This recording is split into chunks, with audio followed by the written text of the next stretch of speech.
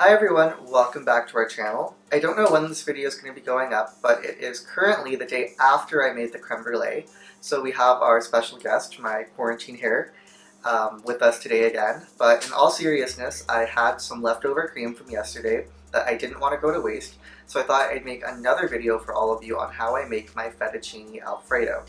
And I'm super excited to be making this video because most of the food-related videos on this channel so far have been about baking desserts and stuff like that. So I'm super excited because this will be the first sort of dinner type meal that we're posting.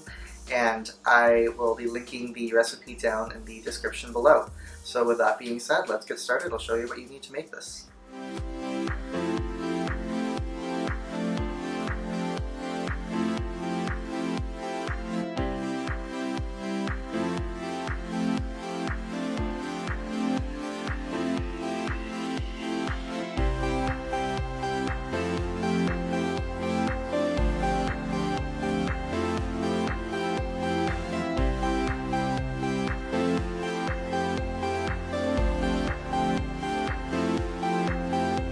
Okay, so here's what you're going to need to make this recipe. I haven't put out all of the ingredients, so in addition to what's shown on the screen, you're going to need olive oil, butter, salt, minced garlic, black pepper, and parsley. I personally am not the biggest fan of parsley, so I'm not going to be adding it into this recipe, but the official recipe does ask for parsley. So what's shown on the screen is 3/4 cup of frozen sweet peas, 1 pound of fettuccine pasta, 1/4 cup of white wine, 3/4 cup of grated Parmigiano Reggiano cheese, 3/4 cup of diced onions, 1/2 cup of heavy cream, and 2 ounces of prosciutto. You can use any type of dried, cured deli meat that you'd like. I'm going to be using pancetta today. If you are using something else, be just aware of the salt content of your meat because prosciutto and pancetta are usually salty meats. So if you use something like salami per se, just keep in mind that you might need to add a little bit more salt to your recipe to kind of balance it out. So we are going to go and start with the recipe, and this is the pan that we're going to be using to make the sauce. And this is a pot of boiling water with a pinch of salt that we're going to be boiling the pasta in. So the recipe wants us to start by boiling the pasta in the water, but I'm actually using fresh pasta, and because of that it takes less time to cook than dried pasta. So I'm actually going to start with the sauce and then add the fresh pasta to the boiling water about halfway through. So just keep that in mind depending on what type of pasta you're using, because that might dictate whether or not you're going to start with the sauce or start by boiling the pasta. So step 1 will be to add the olive oil and butter to the saucepan over medium-high heat. So now that the oil and butter have melted and heated up, we are going to add the onions to the saucepan and we are going to saute these until they are translucent. So translucent means that they are clear. So right now you can see that they're colored kind of white and you can't really see through them. So once these are done sauteing, they will be translucent. And I'll be sure to show you what that means. So the onions have been sauteing for a little bit, and you can tell that they're translucent because they lost that white color. They look a little bit more glossy and they're less opaque.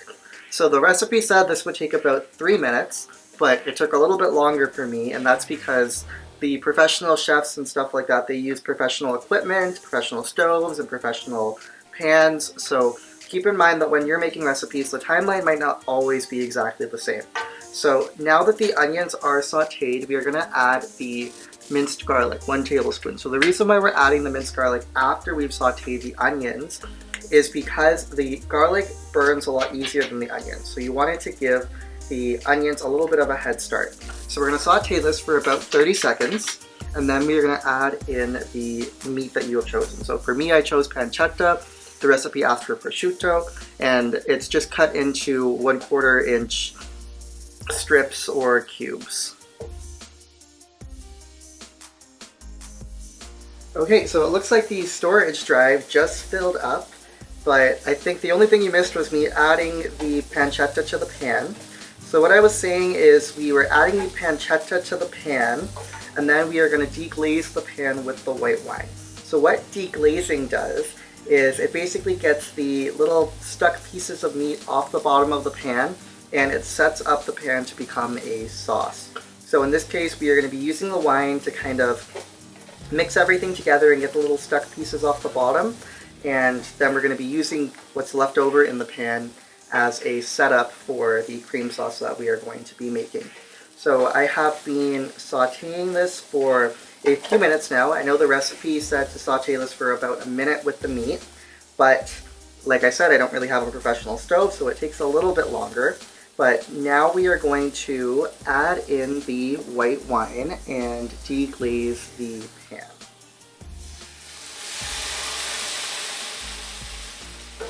So now we're just going to go and let this dissolve and evaporate for however long that takes. The recipe said 30 seconds. I'm going to say it's probably going to take a minute or two.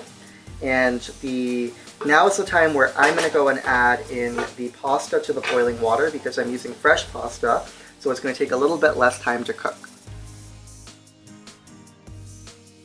So now that most of the wine has evaporated and burned off, we are going to add the cream, peas, salt, and black pepper. So into the pot the cream is going to go. And keep an eye on your pasta pot, because as you can see with mine, pasta easily kind of boils over. So you always want to kind of give it a stir and keep it in mind while you're creating your sauce. So into the pan the cream has gone. We're going to add the frozen peas, the black pepper, and I'm going to add a little bit of salt.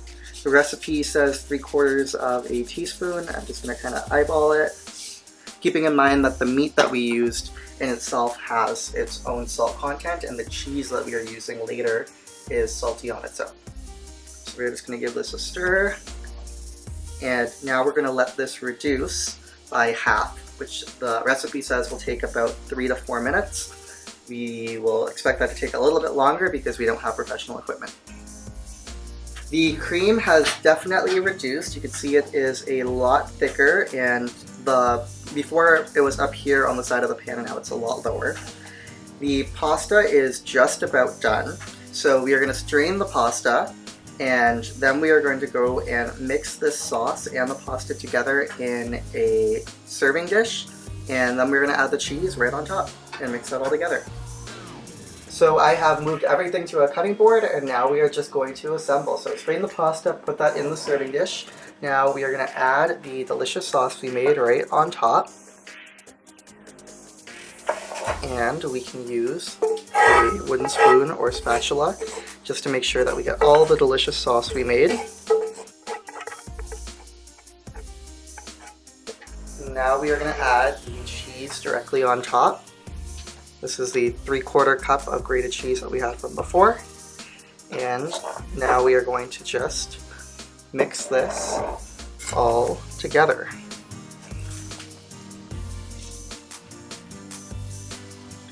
And there you have it. You have just made a delicious fettuccine Alfredo with prosciutto, or in my case pancetta, and peas. So now you're just ready to go and serve this and enjoy. So before we end off today's video, I did mention that I made the creme brulee video yesterday, and in yesterday's video I talked a little bit about homelessness and how in particular it struck me that given the pandemic, the homeless are in a worse position than they usually are. So I'm going to go and insert the clip of what I said yesterday now. So before we end off today's video, I want to shed light on a topic that I am very passionate about, and that is homelessness. The homeless, especially given the pandemic, are at an increased risk of developing health issues. And during the winter, they're at an increased risk of developing weather-related health issues in particular. The homeless are disproportionately minority groups, such as racialized minorities, the mentally ill, and LGBTQ+ members, especially LGBTQ youth. I myself have had the opportunity to volunteer at a homeless shelter named Out of the Cold a few years ago. And at this shelter, we provided the homeless with a place to stay, food, and an on-site nurse to help deal with some health concerns. So there's many ways that you can get involved, including by donating to charities such as the Salvation Army, by volunteering at homeless shelters once the pandemic clears up, and by emailing your government asking for more funding to be allocated to services for the homeless. So that's going to end off today's video. I really hope that you enjoyed this recipe, and as always, the recipe will be in the description below. If you tried this out, let me know how it goes in the comments below, and if you like this video, please leave a like, and if you want to see more of what me and my friendos are up to, subscribe.